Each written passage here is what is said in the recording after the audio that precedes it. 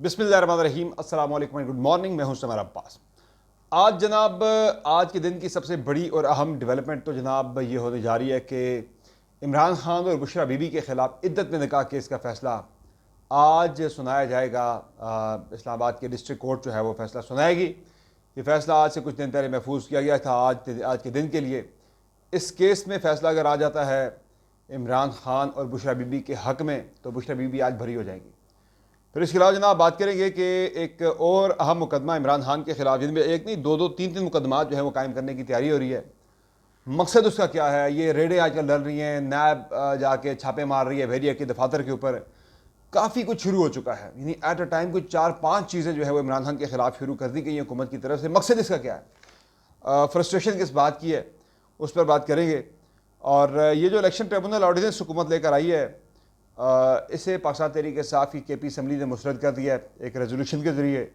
और MQM ने नैब तरामीम के बारे से जो कानून है उसे नामुनासिब करार दिया है ऑर्डिनेंस को, कि जिसमें नैब में रिमांड की मुद्दत जो है वो 14 दिन से बढ़ा के 40 दिन कर दी गई है। तो एक अहम इत्तेहादी हुकूमत की, जिसने आज हुकूमत के हवाले से जो है वो एक बिल पे तहफ़्फ़ुज़ात का इज़हार किया है। पीपल्स पार्टी पहले हतक इज़्ज़त का कानून जो कि पंजाब में लाया गया है उस पर एतराज़ात अपने जो है वो सामने ला चुकी है।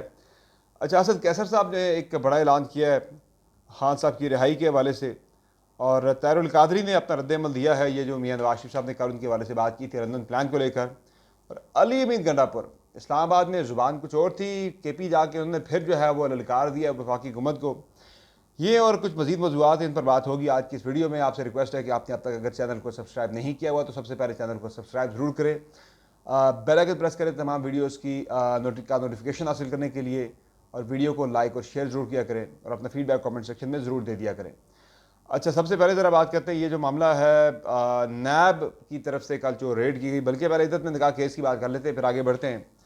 इद्दत में निकाह का जो केस है जनाब, ये इमरान खान के खिलाफ चला, और आपको याद है कि 14 घंटे की तवील समात चला कि इमरान खान को सज़ा दी गई थी इलेक्शन से पहले।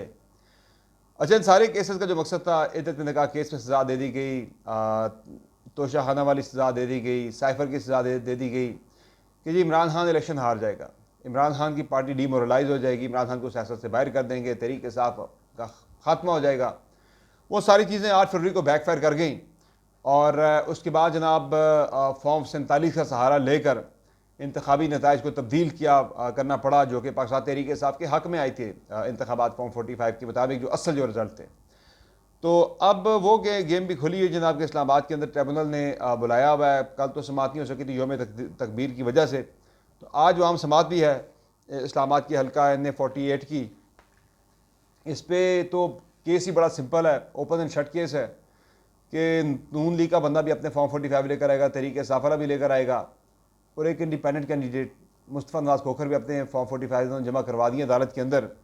तो ये बड़ा आसान है टैली करके इस पे फैसला करना, तो काम काफ़ी आसान हो चुका है इस्लामाबाद में। इस तारिक जहांगीरी साहब को जो कि ट्रिब्यूनल को हेड कर रहे हैं, तो वो भी अब काम ना ऐसा ऐसा एक्सपोज होने वाला है। तो असल अब जनाब जो मामला है वो ये है कि ये जो केस है इद्दत में निकाह वाला, इसका फ़ैसला महफूज हुआ था पिछले हफ्ते आज तक के लिए, और इस केस का फ़ैसला इमरान खान के हक़ में आता है, बुशरा बीबी के हक़ में आता है। तो बुशरा बीबी तो आज ही उनकी रिहाई बनती है जनाब, फिर वो तो उन्हें रिहा कर देना बनता है, उनका रिहा होना बनता है। लेकिन बुशरा बीबी को रोकने के लिए जो है एक और नया केस बना दिया गया, तोशा खाना 3 बना दिया गया, और उसी में जो है बेसिकली इमरान खान और बुशरा बीबी की हिरासत लेने के लिए वो रिमांड जो है वो बढ़ा के 14 दिन से 40 दिन का किया गया है। इस केस के ऊपर जो MQM है, हुकूमत की आम इत्तेहादी है, उसने भी इस कानून को नामुनासिब करार दिया है और कहा है जनाब कि ये जो है नहीं होनी चाहिए थी तरमीम, ये मुनासिब तरमीम नहीं है। और MQM ने इस तरमीम के ख़िलाफ़ जो है अपनी आवाज़ उठा दी है हुकूमत की आम इत्तेहादी होने के बावजूद।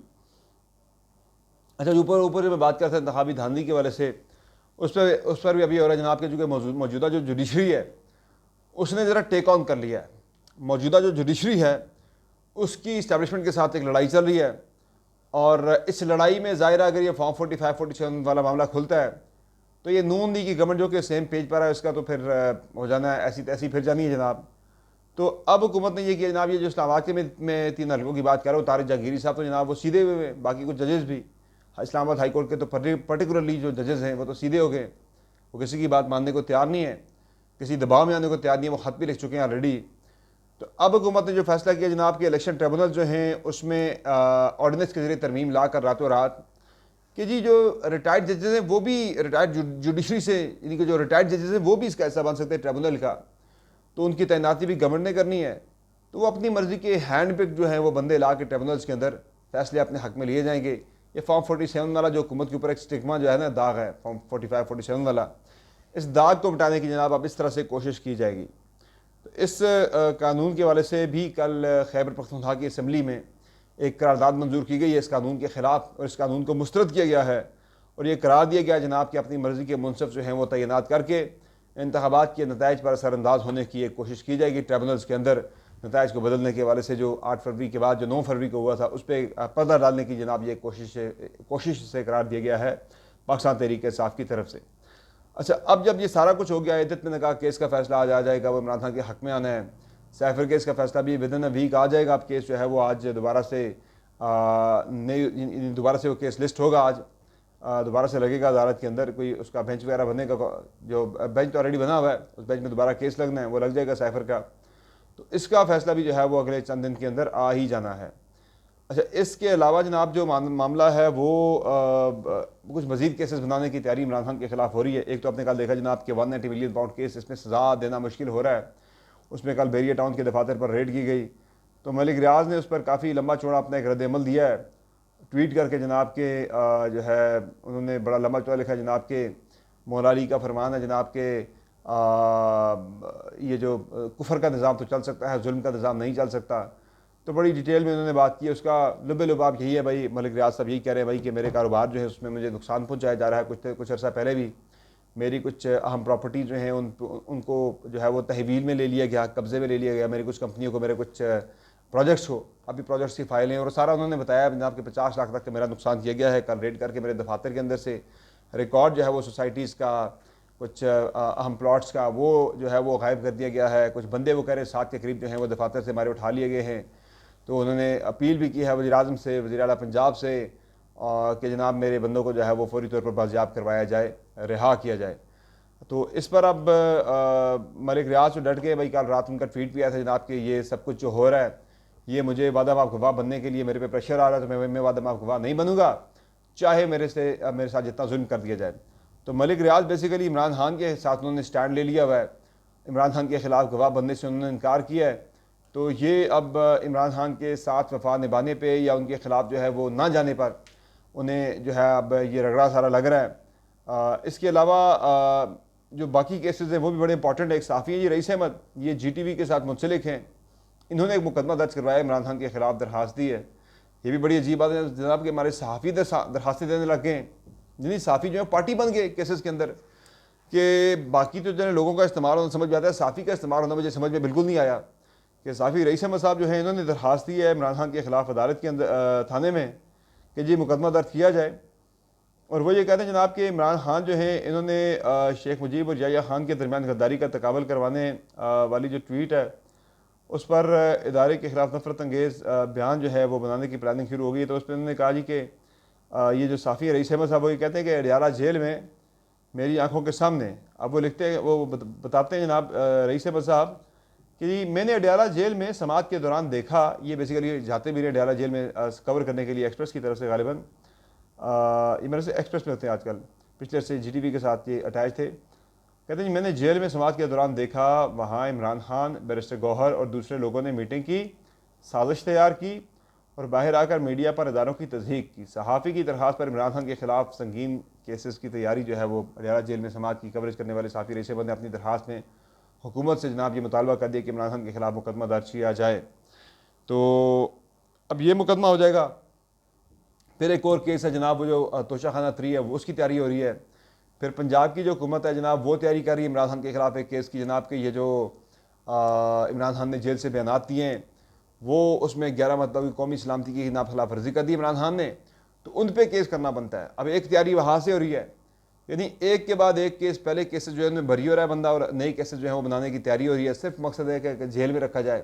तो शायद तहरीक के साथ अब भी लगता है, यानी कि 8 फरवरी को जो कुछ हुआ उसके बाद अब भी लगता है हुकूमत को कि जनाब इमरान खान को जेल में रखेंगे तो ये PTI टूट जाएगी, तितर बितर हो जाएगी। भाई ऐसा नहीं है, मैं पहले भी ये बात कर चुका हूँ, मैं आज भी ये बात कर रहा हूँ कि इमरान खान को सियासत से गायब करने के लिए you will have to give him the government, आप उसे गवर्नमेंट देनी पड़ेगी, और गवर्नमेंट देकर you will have to fail Imran Khan, तब जाके लोग शायद इमरान खान को भूल जाएं, वरना फिलहाल मौजूदा सर्कमस्टांसेस के अंदर आप मुल्क में दूध शहद की नहरें भी बहा दें, लोगों ने खान को नहीं छोड़ना, वो उसके साथ खड़े हैं फिलहाल।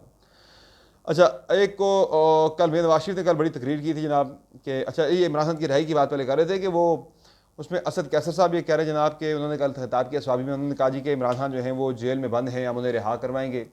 तो खबर जंग ने इस तरह कह रही है जनाब कि इमरान खान की रिहाई के लिए हम तहरीक चलाएंगे। तो मैंने जो गुफ्तगू देखी असद कैसर साहब की, वो इस तरह उन्होंने इस परस्पेक्टिव में बात की थी जनाब कि हम पूरे मुल्क में तहरीक चला रहे हैं, पूरे मुल्क के अंदर हमने तहरीक शुरू कर दी है और हम इमरान खान को जेल से बाहर लाएंगे और वज़ीर-ए-आज़म बनाएंगे। तो वो जियो ने उसको वो लाइन दी जनाब कि इमरान खान को रिहा करने के लिए तहरीक चला रहे हैं। तो बेसिकली इमरान खान को रिहा करने के लिए कोई तहरीक शुरू नहीं हो रही, बल्कि वो तहरीक ऑलरेडी चल रही है। उस तहरीक में एक कंपोनेंट जो है वो कह रहे हैं कि भाई उस तहरीक के नतीजे में कामयाब होकर तहरीक में हमने इमरान खान को बाहर ला के पाकिस्तान का वज़ीर-ए-आज़म फिर से बनाना है।